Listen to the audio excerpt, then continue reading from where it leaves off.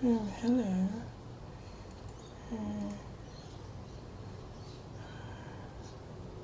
I know people don't watch these videos, but I like making them anyway. I just like making videos. I don't know. Anyways, I'll be playing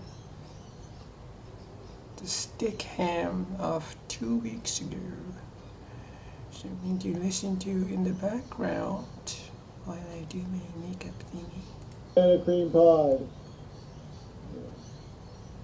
Tap your heels together 3 times and say there's no place like home. Amen. I'm a fag if you want me to be a fag. Okay there? Happy with that answer? Yeah, Queen 12 I am dollars. not a cigarette. I have never been a cigarette. I will never be a cigarette, which is what a fag is. I'm actually encoding that. Laughing in the So, past. that's a video. I'm telling the guy in the comments if he wants to look the word up, it's what the British call cigarettes. Oh, yes, I am a cigarette. I do more cigarette, yes. Yeah. That was a compliment. Well, whatever. I'm just saying, it's just, this is one of these words that can kind of, turn into a useless word. But, yeah, I mean, sometimes talking like that. I mean, there's no point typing it or You gotta call. I mean, it's one thing, it's one thing to say a word, and it's another thing to type it in. I'm actually gonna this is one of the first primers I got. It's like a Rimmel London Stay Matte Primer, used alone under or over makeup. So this is, my mom bought this. I want to use this up because might as well use it. There's no need to waste these things, right? I don't know why when I talk it's like I'm just like crushing I'm grinding my teeth. So I did wash these brushes yesterday. I did the even this lip brush. So I did the what did I do? I did the I sprayed it like oh god, all these things here all over the place. So like I bought this glove type thing. It's like you wear it and you can actually, it's used for brushing, like cleaning brushes. So I use that, and yeah, I cleaned these 4 brushes. And there's a spray, a brush spray, and I just rub it. This foundation brush, yeah, definitely I needed to clean this. Yeah. I want to get another brush set, the Real Techniques for the foundation. I've seen a lot of people use it. It's not that expensive too, so it's about 34 or 40 bucks or something. So, yeah. And you use this Nude by Nature in the dark shade. Mineral foundation, liquid mineral foundation. Yeah, it just kind of works. Kinda works. Yeah.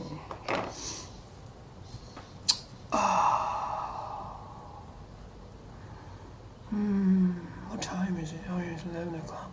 I got up at 8. 8 o'clock.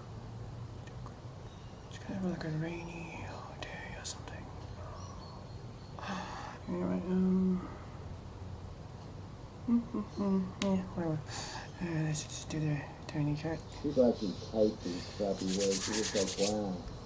But then you're seeing it right in front of your face saying, wait a minute, I don't need to say that. That's stupid. But something falls out of your mouth just because you want to. Alright, very good. I'm actually in the process of editing, Tiny Chat on 2 weeks ago. What I'm doing is I'm just going to show the video and I'm going to put a link to the Tiny Chat link. I mean like a text thing. I don't want to show the text because I feel like the text is kind of distracting, and what I want to do is if people put up any copyrighted content, I'm going to blank that out. So I know some people play movies or whatever. And I'm just gonna, if those videos come up, I'm gonna put like a box, a black box on top of it, because I don't want to get copyrighted, stupid claims or whatever. Yeah, so that's gonna take a while. It's about a 2.5 hour or two video. I've gone through the first 30 minutes. Yeah, let me see how much I can do today. It's basically this one, but it's just in the video. Nail somebody in the balls until you go faggot and you go, oops, I shouldn't have done that. But that's just a reflex, you know, you're just looking for a nasty thing to, you know, shrink his dick and just let the word that comes out of your mouth, but, you know. You have to press enter if you're typing something. Yeah, I mean, I could never, you know, typing these words, it's just, I mean, that just shows how stupid you are. I figure if they're for real, they do it in all uppercase. Then it would sound angry. So loud. Just a natural. He's a half Jew. I mean, that's kind of funny. But yeah, I'm really not Jewish. I don't mind being considered Jewish or called Jewish, but I'm really not at all Jewish.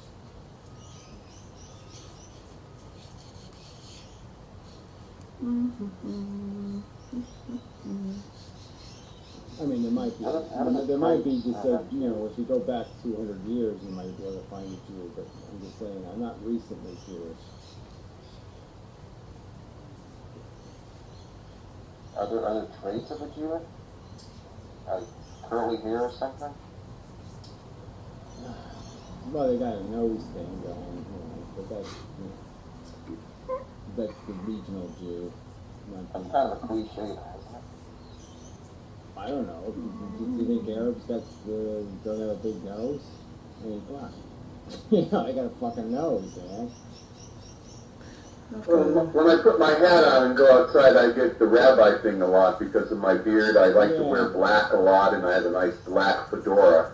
So people come up to me and start asking me rabbinical questions all the time. Yeah, well, I get it because of my name. You know, people make assumptions. So I get mail, you know, Jewish mail. I think you look more Amish. Well, who cares?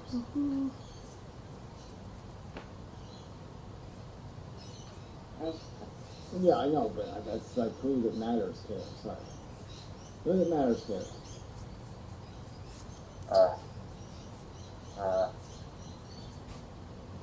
Me right here. yeah, sorry. There's the guy next to me. Yeah, right, the guy who can't aim a camera. Yeah, I think you could write him off.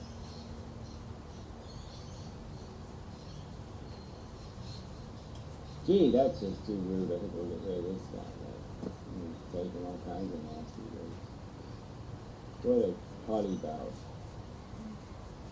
Listen, I don't have to say much. You just listen. Oh. Fuck you.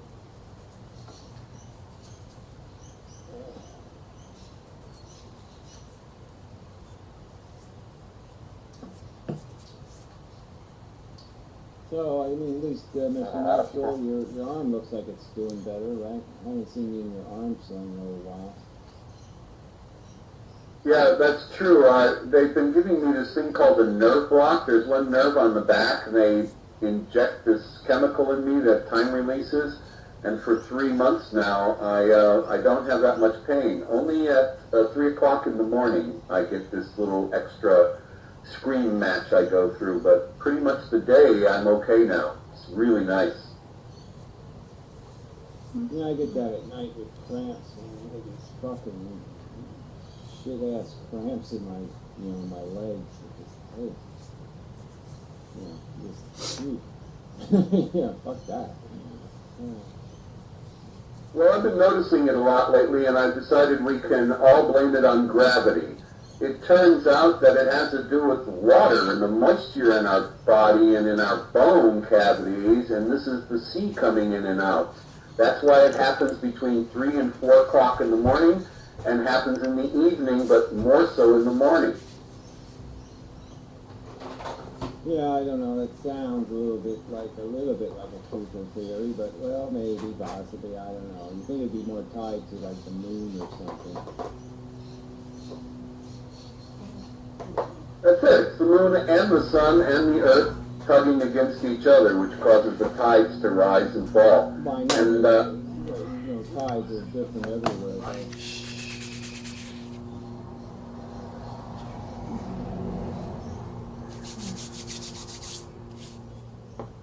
well, I suspect that if I move to Europe and down the block from the old Mystic, that after a while I'd start getting these pains at 3 o'clock in the morning there too. Yeah, I just don't know about the 3 o'clock in the morning thing, but whatever. It's whatever.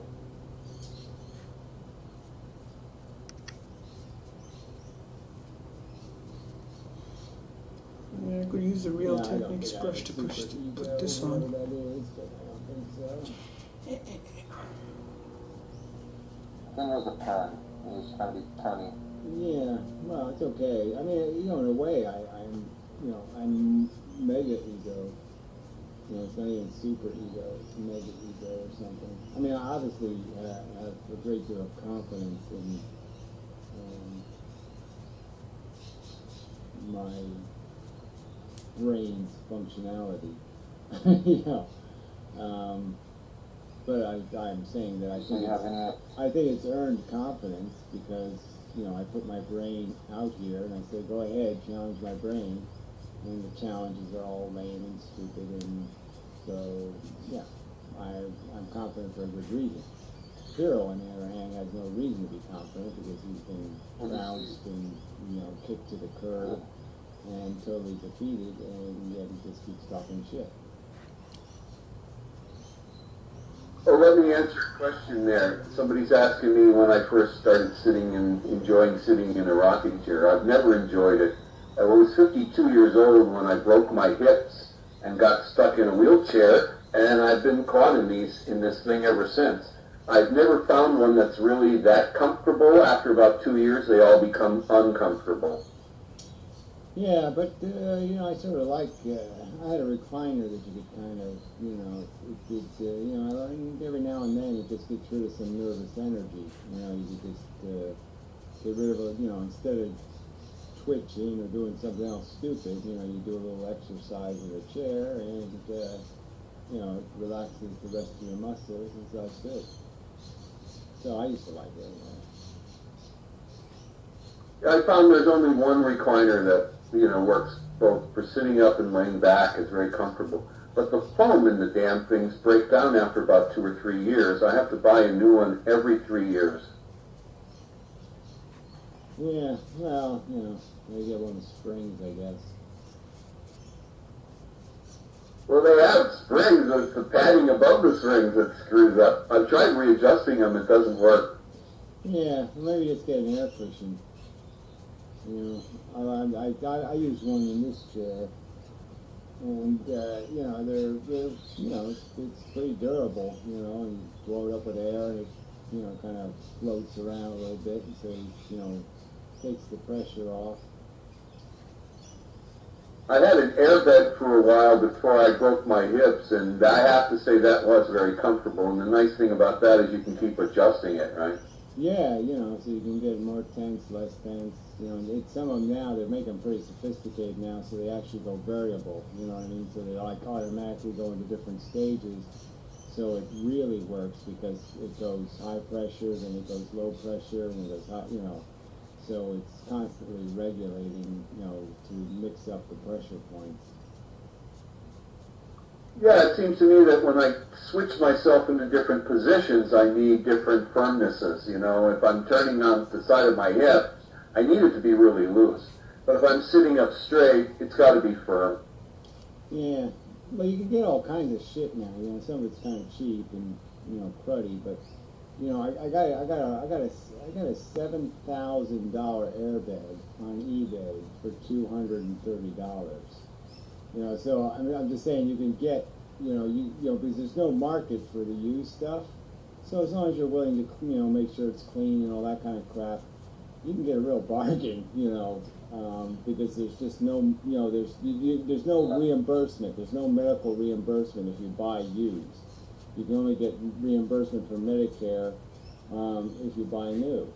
So there's no aftermarket for any of these products. So, you know, people buy the shit, the guy dies, and then they're stuck with a $7,000 bed, you know. Yeah, same here. I have to get approval for all my stuff, and the government buys most of my stuff, my wheelchair and stuff. That's like, wheelchair's like 10 grand alone. Yeah, so, but it's just kind of funny that you can do pretty good, you know, in the medical goods aftermarket in terms of pricing. You can really get some deals. Yeah, I've had to sell my older chairs used as well, but I usually make sure I give it a new controller because the controllers only last about 2 years anyway. Yeah, but you have to concede that the price is a real cut, right? I mean, from the retail price to what you resell it at, you know, you're talking about a huge discount.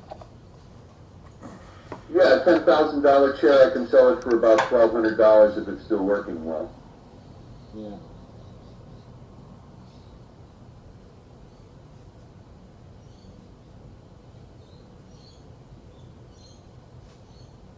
And by the way, Gary, I've allowed some of my music students to talk me into teaching electronics again. I fucking hate it. But on the other hand, it's nice. So every Monday night now, I've got these 3 kids who are building electronic projects for music. And I've been thinking about your split experiment. I think what I want to do, I've got a bunch of lasers and crap here. I've got a lot of optical equipment and stuff. And I'm thinking that maybe I should set up a bunch of little experiments here to do the split experiment, but we can do it here and we can decide week to week what we'd like to do to modify it and videotape the damn thing and see what happens. Yeah, I think that'd be great. You know, because I was thinking about, you know, I have lasers, you know, laser pointers. Anyway, I got a ton of laser pointers. You know, and I was thinking of playing around with it, but, you know, yeah, it's just that, yeah, I just don't have enough of the, you know, the right hardware to do it right. And so I'm like, well, why bother if you're not going to do it right? You know, but, yeah, if you can do something, that'd be great. You could do great with your laser pointers. You just need to find a lot of darkness. One of the major problems, I talked to some friends of mine who are holographers. They've been photographing light, 3D dimensional things, you know, for the last 25, 30 years. And they mentioned, the first thing they mentioned to me about the split thing was the entire experiment done on a floating mercury table? Because in holography, when you're building and using this interferometer to create the art, and you need to control that, the most important thing is the table has to be stable. If there's any vibration anywhere within the room, it will ruin the experiment or ruin the photograph. So that's the first thing. If things are physically vibrating around you, when you're talking about particles of light, that's like throwing bowling balls at sand. Well, I'm just saying that's part of my argument, is that that's part of the, one of the artifacts in these experiments is that no one's accounting for the excited level of the atoms in the structure itself, you know, even just from the temperature, let alone electrical changes. You know, obviously, you know, the electrical potential on surfaces changes with the density of the thing that the electricity is on. You know what I'm saying? Different surfaces have different electrical potential. And obviously those things are going to affect photons that are interacting with surfaces, and, you know, no one's accounting for all that, and it really does piss me off, you know. And we know electrons, the force of electricity is much, much, much greater than you're going to get from these photons, not to mention gravity itself. The mass of the slits that are being used can affect it depending on what type of material it's made out of, for God's sake. Well, I'm just saying that's sort of accounted for in the fact that they're inevitably going to interact with either an electron or an atom anyway. You know what I mean? So they don't have the photon doesn't have any choice. It's going to crash into an electron, and it's going to interact with it. That's what it's going to do when it's in proximity to a slit. It's going to have an interaction with the electron. It's just undeniable. You know, that's the whole point of the sizing of the aperture and all this other stuff. So I mean, it's just part of the. You know, my problem too with the laser pointer is it seems to have a lot of artifacts in it. I haven't quite figured out why, but you know what I mean. It's you know, it's like a bar shape, and then even when I direct it to a pinhole, I mean, I got to make it a really precise hole because I end up with artifacts. And you're saying, well, if I'm going to start off with artifacts, that, you know, I can't really do this fucking experiment right if I'm going to have, some sort of, crap in the signal already. I'm starting off with noise. I'm going to be in trouble. Well, I can help you there. Part of it is people forget that these LED lasers are embedded in plastic. And one of the reasons they put a plastic shield around the LED is to diffuse the light. So the light is going through this plastic and is being bent and twisted in all sorts of ways. So what's coming out is a cloud, not a coherent beam of light that has a specific polarization. So the first thing you can do is you get these LED diodes and you crack the top off of them and expose the membrane itself, which is lighting up. So you can Concealer. Right, dicky concealer. Yeah, next week I'm probably gonna get a NARS foundation and concealer combo. I'm gonna go to the store and ask the shop assistant, could you help me? Yeah, this game's so tired. see the silicon glowing. That's the first thing. The second thing is the polarization is completely arbitrary and fucked up. So you have to condition the light by putting a standard polarization in front of it. So the light that then comes out of that is polarized in a specific plane that you know of. So you can eliminate that from the equation.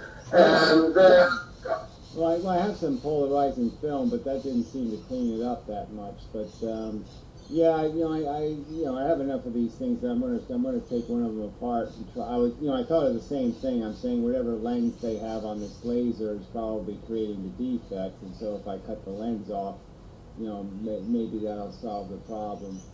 But yeah, I mean, I just have to, it's taking the time to do this shit, and I'm just too lazy. They're kind of a bitch to take apart, you know what I mean? The way they're manufactured, it's like they're not made to ever be taken apart again, so you have to kind of cut the metal shielding without breaking the electronics, and the laser itself is a little tiny circuit board, a little tiny, it's just a tiny bit of the hardware in there. But it's amazing what they get out. It's amazing how much, that whole, laser technology, is so changed. When I was working with it industrially, we paid $75 for a laser that would last 5 hours. That's all you got out of it, 5 hours. I was going to say 50 years ago when I was working with it, we were using ruby rods that we had to polish ourselves and use a xenon flash tube, and you couldn't operate it more than a few nanoseconds. So I know about polarization and what real coherent light is like. Yeah, like these had to be pulsed, and I guess they still function. I don't know the voltages they're using, the actual voltage the laser is running at, but it's probably still 40 volts or something. But you had to have a pretty high voltage to even, get it to operate. And you had to pulse it just because it got too hot and, all that kind of crap. Yeah, the silicon has to have a cool cycle. They would usually hit it with a 50 cycle duty cycle. It would be at 50% on, 50% off to keep it cooler. In the big ones, they would actually pump nitrogen along the surface, the bottom of it. Yeah, it's just so funny how, the world changes, because, we're taking like, $500 off the manufacturer cost for the controllers we were making if we get these, if we get a laser pointer back then,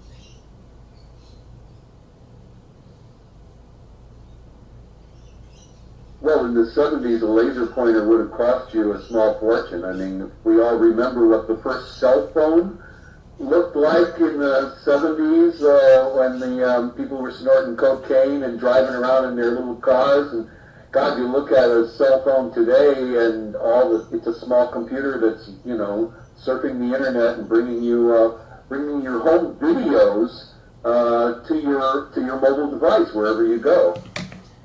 Yeah, it just but it does seem kind of disappointing because when I was So thinking about light, the technology highlight, back then, like, we're highlight, talking like bronze, 1978, 79. bronze, blush, highlight. You know, you would have thought that with all the stuff we have now, they would have done more with it.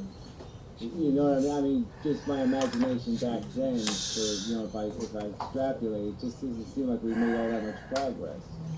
You know, nothing really cool. A professor at Illinois Institute of Technology, Professor Hoffman, back then, he said the laser light was the only thing that was invented, and then people tried to invent applications. It was the first time something had been invented that nobody wanted, and then everybody tried to figure out what the fuck to do with it. Yeah, well, see, we were making edge controllers, you know what I mean? So we were doing, you know, you had to do light production and light reception, you know, you were basically using light, almost like the two-slit experiment, right? You're using what percentage of light gets through the filter to tell you whether there's a hole in the material, or, you know, it was basically, most of the work was like printing, prepackaged cardboard material, like for beer or something, like a six-pack. You know, we were doing the three-color process to print the labels on, and, you know, you have to have the colors have to, they have to be put on top of each other exactly. And, you know, so you had to have a precision instrument that would align everything, you know, until we were making alignment controllers. So I'm just saying that, you know, lasers would have been hugely, you know, applicable to what we were doing.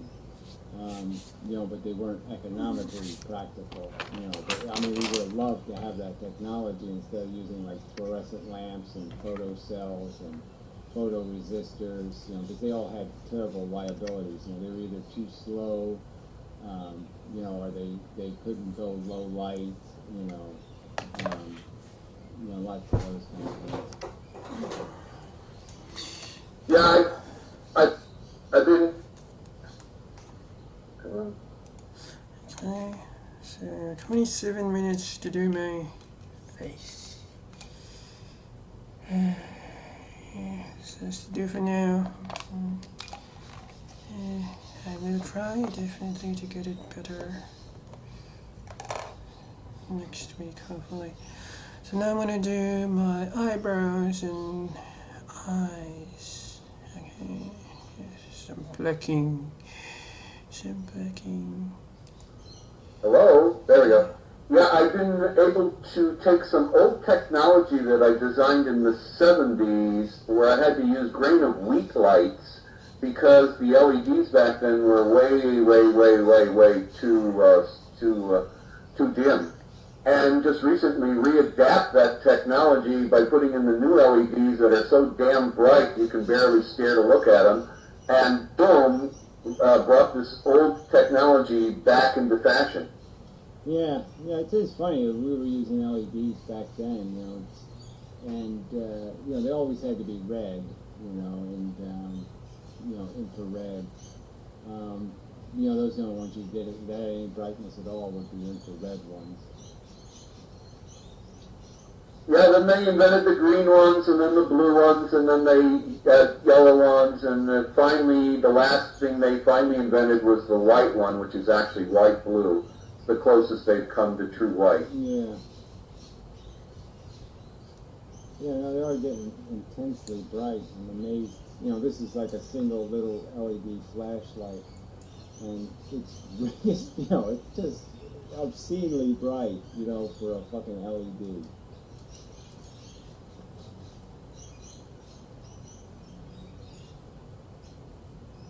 Yeah, it's that same little gadget.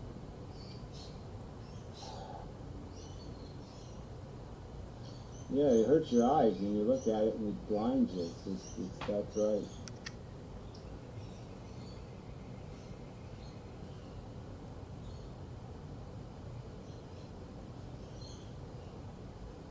Yeah, I gotta do more scientific stuff. I miss playing around with that shit. I mean, like this was like part of a light tube, and you know, I had these lithium batteries that I got really cheap, you know, that are rechargers, like for a cell phone, but they don't fit anything anymore because they have new DIN switches instead of the new switch, whatever, the connectors are wrong. So anyway, I got them dirt cheap, but they're little lithium batteries and they recharge, so it's kind of nice to have a nice rechargeable flashlight, so I just took the battery into the thing that usually works off of, button batteries. Get rid of all the hairs. It makes a nice rechargeable flashlight. Yeah, I've got some small, flexible fluorescent panels, and I'm going to put those on after I get my chair fixed, I'm going to put those on my chair and kind of make an outline all the way around me so it lit up chair so people can see me at night when I'm going through the park. Yeah, well, I've been using the, this is like from a photo frame, the backlight, the LED backlight, and they're really kind of a nice light, it's a little bit diffused. And those are fluorescent displays. Yeah, no, these are LEDs. They have LEDs in a hunk of plastic, and, so they're really low, the wattage use is incredibly low, they run quite a while off a battery. But they're high intensity LEDs, just, immersed in a strip and through the plastic, the light's diffused out. It's really quite amazing how even a light they get from LEDs. Yeah, what I'm talking about is a softer light. It's actually based on a liquid crystal, but they mix it with a fluoride, so it's kind of like a fluorescent liquid crystal, which they use for backlighting, in old calculators and things. And they can make them now in any color, and they put them on the side of jet airplanes because they're so thin and they require such little voltage and current to operate them that they light up the edges of the airplane so you can see it flying. Yeah, I don't care too much for the, they use the little fluorescent, it's that combination bulbs in, monitors.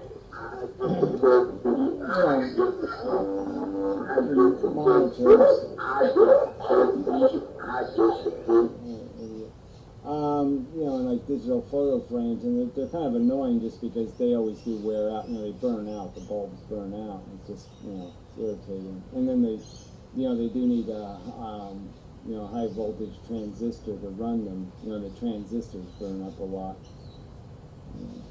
A lot of old monitors are built that way. The backlights on old monitors are pretty fluky. Yeah, very light green. Well, what I'm liking about these fluorescent displays is not only are they flat and they can be bent and twisted and tied in knots, but you can also poke holes in them. You can take a punch and you can just punch holes in it and the whole damn display will keep lit up anyway. So what I'm doing is poking around pipes and things. I can poke out a hole and then put this over and you have the light strip looks like it's going through something. Yeah. There's lots of good little bitches and break out of stuff that you can get for cheap. Because even the LEDs used for those backlights, they're in a plastic strip and you can actually break it. And you just change the voltage that you feed to that, so you can break off 2, or you can have, most of them run on 9 LEDs. And you can just break off whatever amount you want, which is kind of neat. So I'm thinking the first experiment that I want to do with these kids with the split thing is to do just single split experiments. And the first thing I want to do is create different size slits, and I also want to do different types of material. For instance, I want to put smoke on the back of the glass and put my slits in smoke. I want to put them in paper and cardboard. I want to create them in small thin tin strips. I want to put them in through stainless steel and eventually lead. And then just put... I was thinking of like different kinds of thread, just as threads come in lots of different thicknesses. And I was thinking that might make a good slit material. Yeah, exactly, because I feel the material that the slit is made out of itself may affect it, and the best way to do that is to have a single slit, set up an experiment, and then just start changing that one variable and see how it affects it. Yeah, no, that's the way to go about it. Is just take one at a time and just see what you do as you change, and then you can change focal lengths and all that kind of stuff. And it's like having that information. What's irritating is it's like somebody will have a double slit experiment, but they won't tell you how far the source was from the target, how far the slits are from the end result, and you're just like, well, this is all kind of important information, right? Because we're talking about aperture and deflection and diffraction, and distances are really important to understanding what's happening. And as we've learned in holography, it's really important that you have a motionless table. You can't put your apparatus on a table that itself is vibrating because a truck is going by next to your home. These things have to not vibrate within fractions of a wavelength of light. So you're talking about angstroms of vibration. Yeah, well, like I said, the excitement of the material itself is going to be an issue, and the thinner the material is, the more vulnerable it is to those vibrations. So that's another issue in that just the natural vibration on a laboratory table, the slit material versus the wall material is going to vibrate more. It's going to be more likely to vibrate just because of its size difference. The size is going to make its tension different, which makes it, it's going to vibrate at different frequencies. So, right there you've got a tuning fork issue.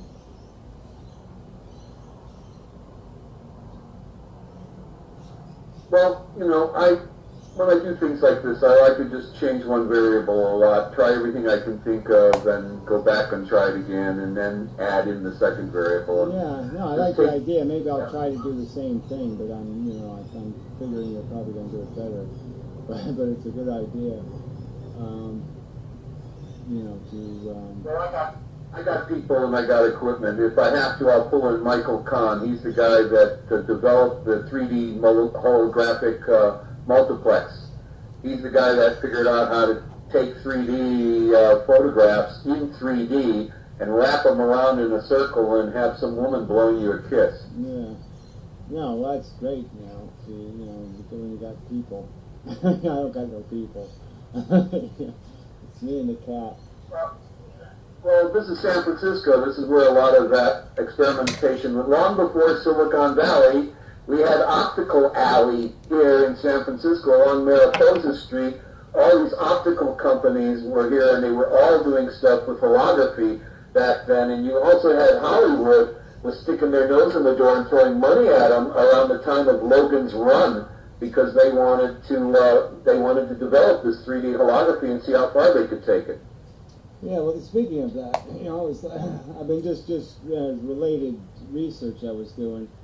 I've looked it up before. I keep looking at this, the pinhole camera. The idea that you can make a camera out of just a pinhole. And just because it seems, there's issues with the amount of light. You know what I'm saying? It's like things get washed out. And so part of this phenomenon is also really dependent on the amount of light to see something. Like you can wash out an image that might be in your pinhole camera, by allowing more light to come in. So the more light that comes in, the less likely you're going to be able to see the image that's still there, but now it's washed out by the extra light. That's sort of an interesting phenomenon. I'm just trying to figure out how that filtering process actually takes place. How a pinhole can actually filter out all that other, all the other source light, somehow filters out, except for the light that's reflecting, off the person in the right direction. They show the way they show the images is like, okay, yeah, the image gets reversed, but it's getting reversed not because of any refraction by the aperture. So the tiny aperture isn't bending the light; it's just filtering it. It's just allowing the light in. And I initially thought that it has to refract it. That the light's reflecting off the side of the material and then bouncing up. So that's why it was inverting. It's because it was bouncing. And I said, wait a minute, that doesn't work, because then you're going to get a right side up image, not an upside down image. So I'm just saying that, but it just seems there's something intuitively that's bothering me about the pinhole camera. There's just something about the fact that so little light gets through.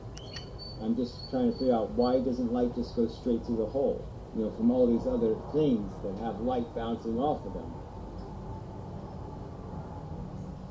Well, they do try to do that, but it's really the physical size of the hole. The experiments I did when I was in high school with pinholes, which I did a lot of, was the smaller the hole and the thinner the material that the hole was made out of, the sharper the image. There was a direct relationship between the hole size and whether the image was sharply in focus or not. It's sharper in focus when it's the smallest, because only a few light rays at different angles can come through, and they're coming in a straight line. So the fewer that can get through there, the dimmer your image, but the sharper the focus. Yeah, well, that's what I've been learning is that it goes out of focus. That your focal length becomes infinite, as you approach this smallest diameter possible, and it's just kind of interesting how it has an infinite focal length. Just as a like I say, you're just trying to say, trying to figure out the distinction between a lens and no lens. An aperture being functioning as a kind of lens. Just the hole being a lens, and you're saying, how is that possible? That you have this lensing effect. But that's not lensing. It's just a filter. Exactly, it is a filter. And well, it's even less than that. It's a cutout. It's a cutout, is what it is. And what's happening is light does travel in a straight line. Photons go in a straight line.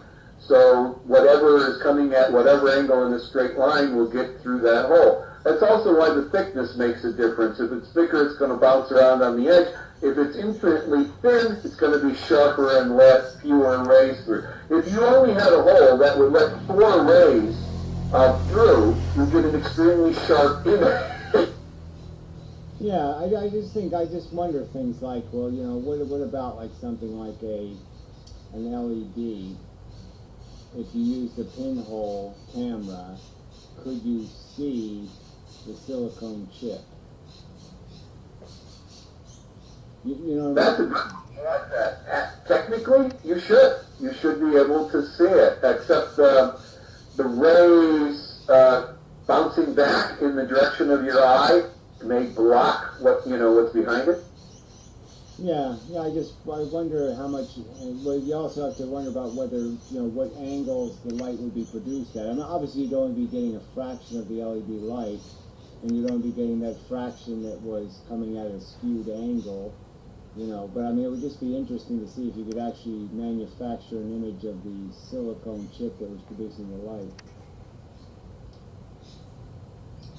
Well, one thing we could do in the class and have some fun with is I do have a vacuum chamber, and we can take an old cathode ray tube and we can build an electron gun, which we could shoot in a straight line very accurately, and we could try making the smallest possible pinhole and then bombarding it with an electron beam, and then move the beam vertically and horizontally to see,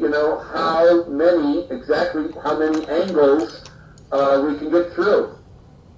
Yeah. Well, I mean that I guess that's more of that's been there, done that one. You know what I'm saying? I mean that one they might have already. I mean they already have math and the rest of it to cover that one, I suppose. I mean, it's kind of like a known science. And the weird thing about electrons, I don't like them being used in these experiments just because electrons they're so easily manipulated. Photons are too, but they are in a different kind of way. Like, obviously in fiber optics, photons are being manipulated and turning in circles and spinning and doing all kinds of shit that you wouldn't think of photons doing, right? I can make photons move in an S, I can make photons move in all kinds of wacky ways.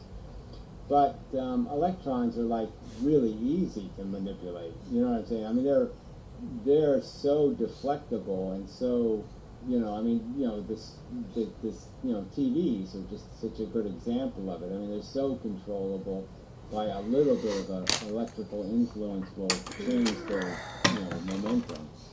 That, I just don't see them as a very reliable medium. I'd rather they do experiments with photons and electrons, just because I have less confidence in electrons not being manipulated by environment. Crease brush. True, but on the other hand, I know more about electrons and I can control that. I know what the variables are and I can control them and work them out of the experiment. Yeah, what I'd like to see is the electrons actually done where you aim them to the two slits. You know what I mean? Where you aim it, and hit different parts of the two slits. So you aim it to hit the outside wall, and then you aim it to hit the inside wall, and see what kind of difference you get in diffraction based on what wall you hit. Exactly what I'm talking about. When you do the split experiment with electrons, you get the same results. Yeah. Well, I mean, obviously you get the same pattern, but you get it in I'd say, lesser resolution. Well, I know that's what the claim is, and it's something that I can control. But finding a photon pump that will release a single photon at a time in a beam, a little bit harder to find. But if we run across one, I'll let you know. Yeah, well, I guess you could always synthetically create one with the aperture, right? I mean, that's what the aperture is there for. You could basically create a photon pump that pumps photons in the opposite direction, and you only take the photons that get through the aperture at the other side. So you could have them bounce around inside of a box, and only a certain number would ever come out of the aperture. So you could always control the number by the probabilistic nature of the fact that they would have to reflect a certain way to get through that hole. But yeah, no, I like the idea of aiming. So that's but that's something that obviously part of this whole thing is this idea that somehow a photon knows the difference between being aimed and not being aimed.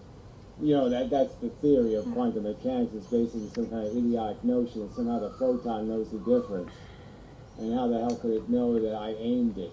I mean, that doesn't make any sense.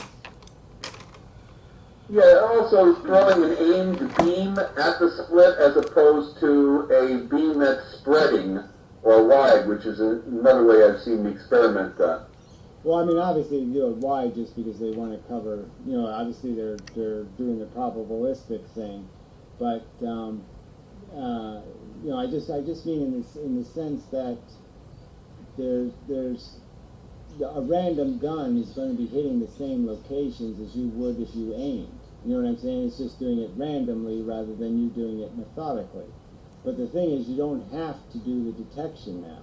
So if you aim it, you eliminate the need to detect, because now you know through aiming that you're going to go through one slit or the other. There's no doubt, there's no confusion. You're going through one or you're going through the other because you reliably aimed. So you don't have to detect the photon now or the electron. So without having to detect it and being assured what slit it went through, how could the photon know the difference? I'm just saying it cuts the argument right back to the beginning where, what's your argument? That somehow that photon knows I aimed it? How the fuck could the photon know that? Well, I don't know, but I don't know about photons, but sometimes I'm very suspicious about antimatter. She keeps telling me she knows everything. Yeah, well, that's a really bad joke. But anyway, that's an anti-joke. It's a quantum joke. It's only understood in the multiverse. They were laughing in the multiverse, but here it sucked. That's all right. The only one that gets it is Pyro. He deserves it. He deserves bad jokes.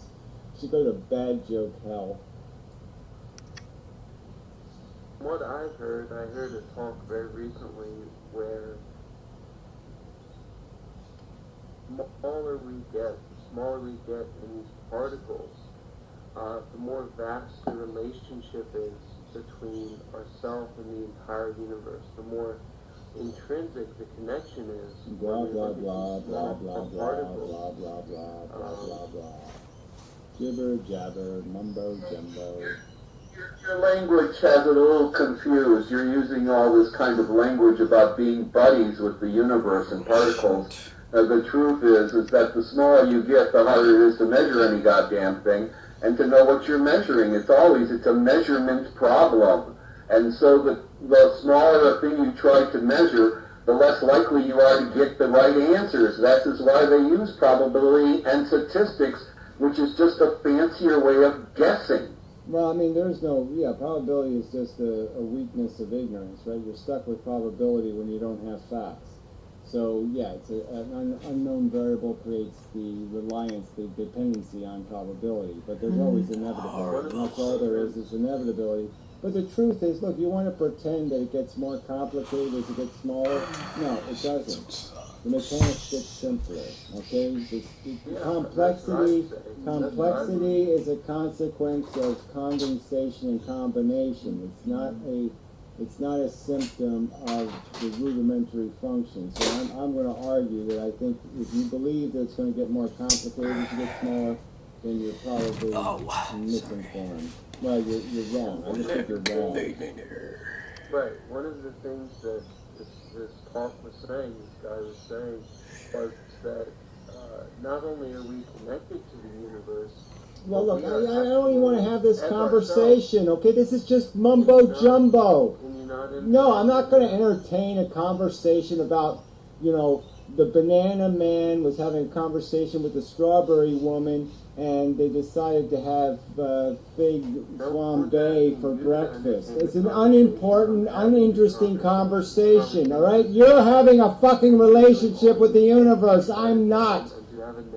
Will you just shut up? I mean, you don't want to sit there and be polite and not talk over people, so why don't you just go fuck yourself? That's what you did. No, you did it. You do it all the time, shit for brains.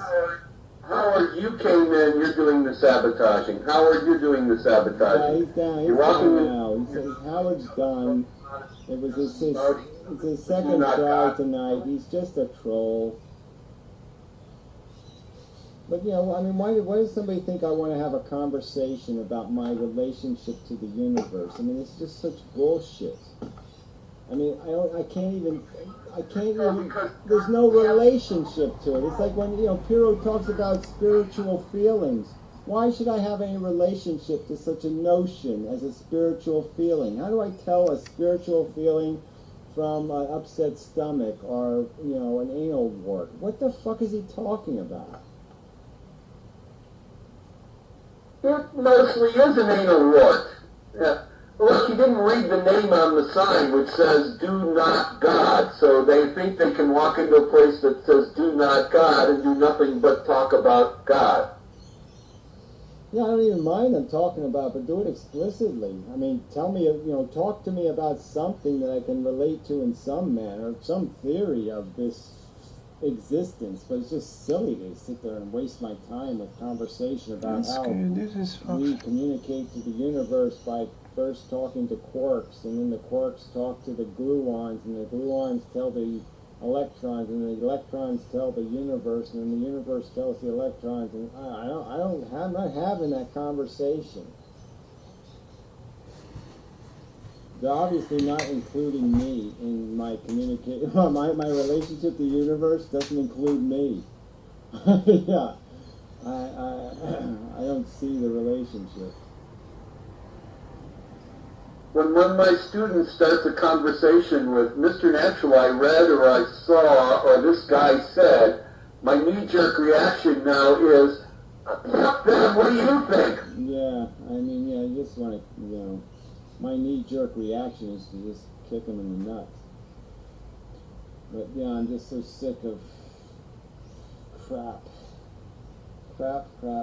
arguments, crap premises.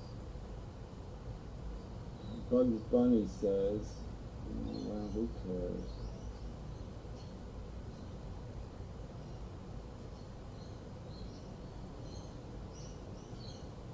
I would normally tell a young man like that, "Please go look up the word sabotage and then come back and apologize," but they won't go look it up. Yeah. Well, some people just, like I said, out to prove something. Oh, look, Gary won't have a debate about my silly premises. See, he won't debate me. I could beat his argument with my silly premises. Yeah, no, I'm sorry. Why should I just people don't. You have to agree on what words mean, and you have to have some kind of common vocabulary. You're not going to have a useful conversation. So as soon as you start a sentence with, my spiritual core says to me that, well then, no, we're not going to have a conversation. Forget about it. I usually tell people if you're going to have a conversation with a mathematician, the first thing you have to agree on is what do you both mean by equals. Yeah, you gotta have something. There's gotta be some rule somewhere where you have some walking foundation. But yeah, I mean, I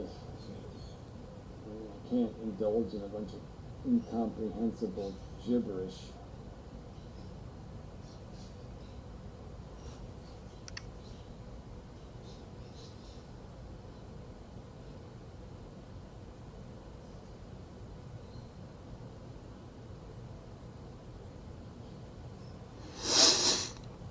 Well, Mr. Nashville is talking to the computer. It's probably 4 feet away, so you have to give him, to cut him a little bit of slack.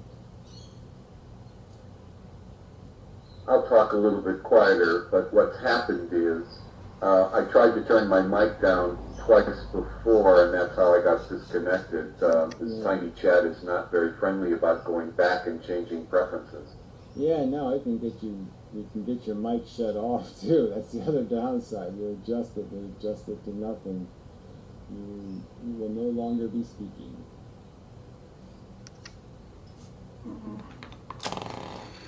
I'm going to... Gary, sorry, Bobby. You want to, promote anti-natalism. Have you ever thought of doing a radio show? I don't stress the name, but like Stefan Molyneux, is that his name? I mean, would you ever think of doing a radio show like his? I mean, it seems to be popular what he does. He's on the radio? Yeah, no, he just does podcasts, you're saying, right? Yeah, he does a radio show on the internet which is quite popular. Yeah, well, I mean, there's people who want to hear about how being a selfish cunt is, the right thing to do. So there's an audience for that.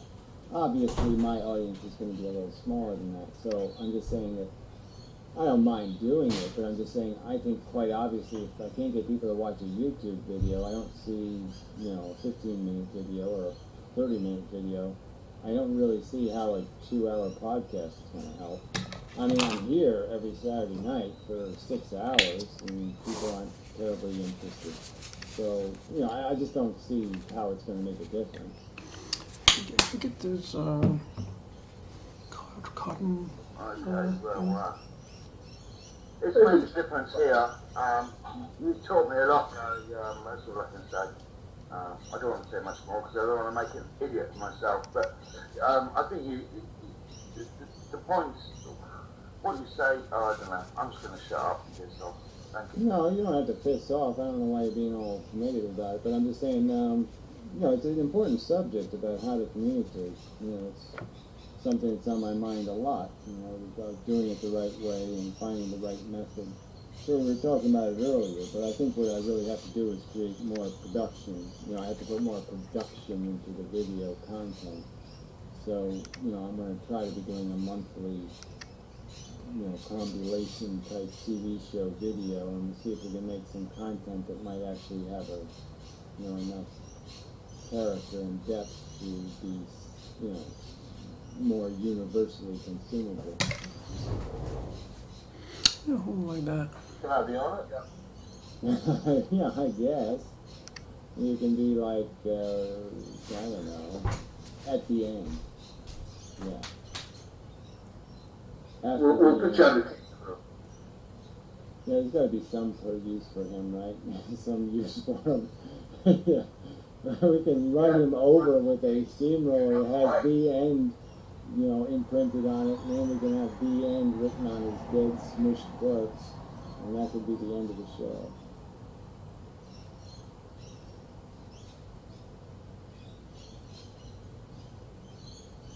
You need someone to say all the inflammatory things that you can shoot down really easily. So you get someone to say all the wrong things and then you shoot it down and you look smart. Not a bad idea. Yeah, well, it's not, but yeah, obviously I don't think I have to use a cheat like that because I can, I can do that without cheating. I call that a George Burns and Gracie Allen. Yeah, well, I don't know how people will listen to that shit. I think it's a good idea to hold it like that and do it. Radio shit. It's just Get awesome. more control. Winchester. Yeah, it would be so bad. Like, all those people are just so bad, so bad, so bad. Hey Gary, did you see Thunderfoot do a Yes, I saw the 17-hour video explaining how glass is in a great road surface. Yes, I mean, it was amazing. You should have made a 3-minute video and just said, this is really a dumb idea, and it really should not be getting funded because it's really stupid. But, I mean, you should have been able to do that in 3 minutes. Could nanotechnology in the future eventually be used to mix with asphalt to do heat extraction or something as a more cost-effective method than actually laying down electronic panels? Well, I'm just saying, I mean, Thunderfoot's point is, the first point is quite obvious. I mean, the road surface is made to drive automobiles on. It's not a source of energy. You want a source of energy when you build what's called an energy plant, okay? You don't fucking try to turn, you don't turn fucking platypuses into penguins.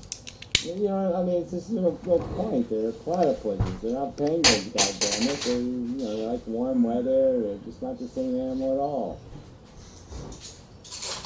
There's no reason to try to use highways to generate electricity. It's just idiotic.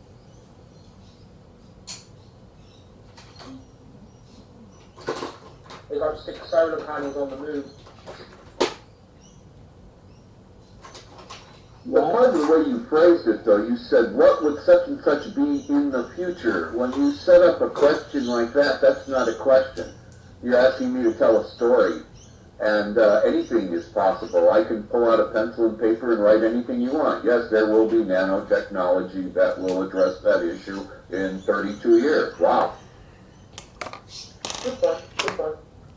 Well, I think it is important to kind of talk about what's theoretically possible, what's practically possible. So these are kind of interesting subjects to have about what's theoretically possible and what's practically possible.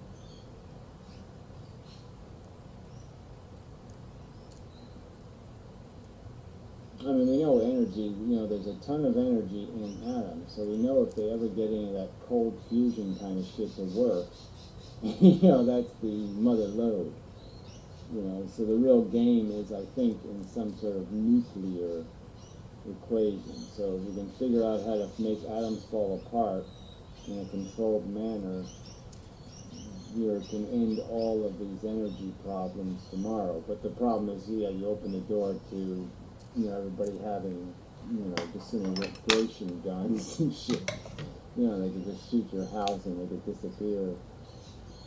Isn't there an issue with the word cold fusion, like, as a pseudoscience? Does it come to mean something like a cheap, easy, effective means of nuclear energy extraction, whatever? Well, yeah, I mean, there's a theoretical argument to be made that, you can control it so you don't have to create a plasma, right? I mean, the sun is a plasma, and you really want to get the same benefits of what the sun is doing, converting hydrogen into helium, without the plasma, without the heat problem. So, I mean, the whole idea of it is, yes, this idea that the reaction is so controlled, it never gets out of control, and therefore you can keep it cold rather than too hot to handle. I mean, the problem is you can't do fusion because of the container. You can't create a container that can hold plasma, right? I mean, plasma is just too fucking hot. So nobody wants a nuclear power plant dependent on anti-gravity, a plasma suspension. So, but I'm just saying that theoretically you could argue that there might be other ways to break atoms besides chain reactions.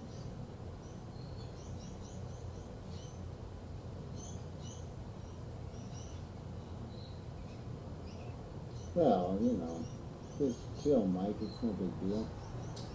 You gotta relax a little and just, practice makes it easier. So if you just get used to it a little bit at a time, you'll get more comfortable and just realize that, just human beings, awfully human being, no big deal.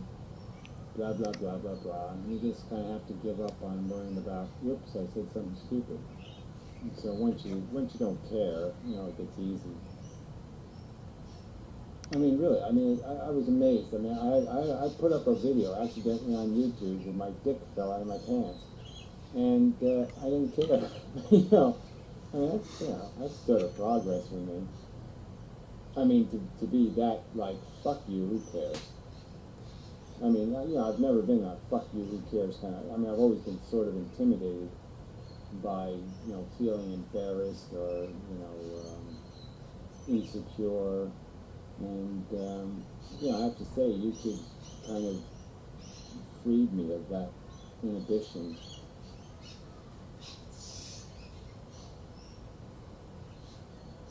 Yeah, YouTube does help. Yeah, well, help frankly, me too, there was no a little purpose. Obviously, there's no way I would post that video on purpose. Positive. I was going to do it on purpose. I would have at least edited it, because there was only one part that was interesting. But whatever.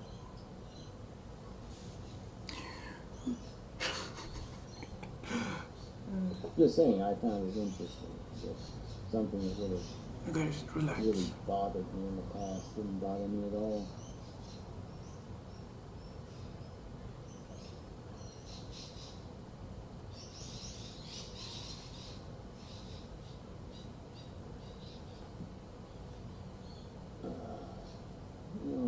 All text, all caps again. It's just so stupid.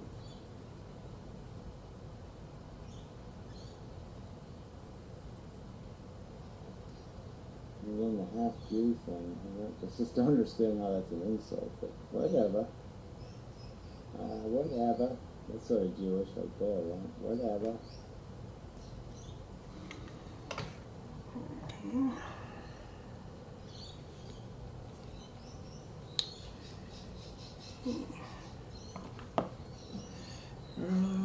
Ripon Lash Find. Everybody knows that.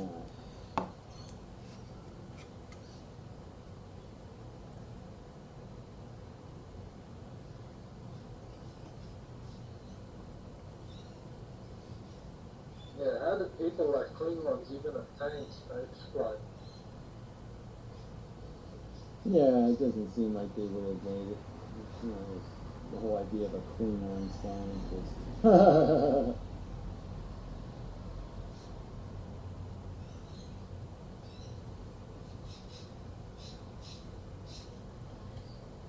In fact, they probably stole it from somebody else.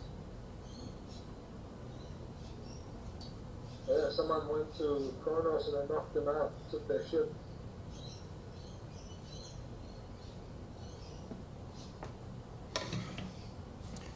I'm gonna try and put it on without going like this and crazy.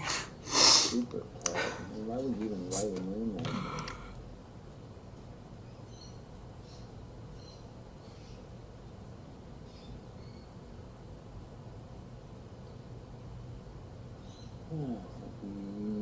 Megalane. Everybody's name sucks. Frankenstein's monster. Okay.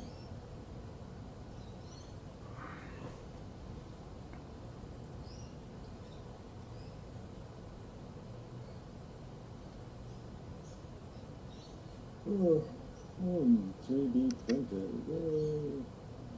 Nah.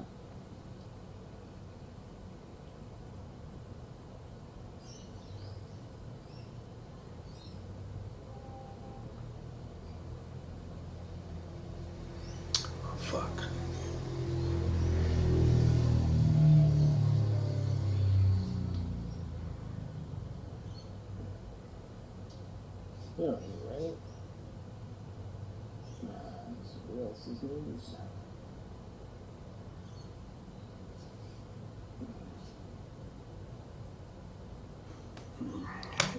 Come on, Machine Ghost Guy, you don't have some mean, stupid question? Oh yeah, I have actually. Post-scarcity economics. There's this right-wing guy on YouTube. He's kind of interesting to listen to, and he was saying about, like, you know, when we've got robots to do stuff, what do we do? Sorry, what do we do with our as opposed to the workforce? And he was pointing out the issue of people with less intelligence being redundant, well, even intelligent people to a certain extent with AI, what they could do. And it kind of went from economics, addressing the issue of scarcity, to more of a philosophy of how people should live their lives. So I would actually define public education in a post-scarcity world, saying to kids, okay, you must read these books, you must watch these films as a way of giving people direction in their lives to what to do. No, I don't even know what that means, so it doesn't make any sense to me, so yeah, fuck that. But I mean, obviously, it's the whole ownership thing that's the real problem in any world, and obviously post-scarcity, you know, the owners aren't going to have any incentive to produce for the I'm gonna try and finish this lipstick. masses, because they're not going to be making a profit. So, you know, the fact that human beings have no utility, you know, you don't need them anymore, they can make money without them. And the other thing humans are good for is creating debt, and then they get paid to hold the debt. So they don't need people, they just need something that creates debt and pays them interest. You know, it's that kind of silly world. So from their perspective, most people don't have any value. I mean, it's when the owners don't have an incentive to give a fuck, you know, you're sort of done. So post-scarcity or not, I mean, whether there's scarcity isn't going to change the fact that we have a circumstance where humans don't have any fundamental utility to the investment engine. The thing holds I would like to learn a bit about economics, because I'm just don't know economics so well. It's actually used to this. It's like trying to get rid of the excess or something. And they can make just as much money. Well, that's when you bring up the issue of big companies being regulated by the government, I suppose. But the thing is, though, we've got, well, hopefully,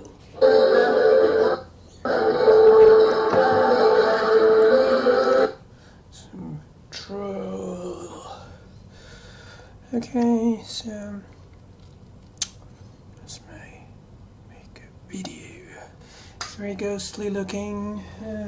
But as I said, I'm gonna try and get that fixed next week. And hopefully get a better foundation and concealer. Yeah. Alright, so this was like 1 hour, 13 minutes, and 48 seconds. Alright. Later. Thanks for watching. I don't think anyone watches this, but if you do, thanks for watching. I like making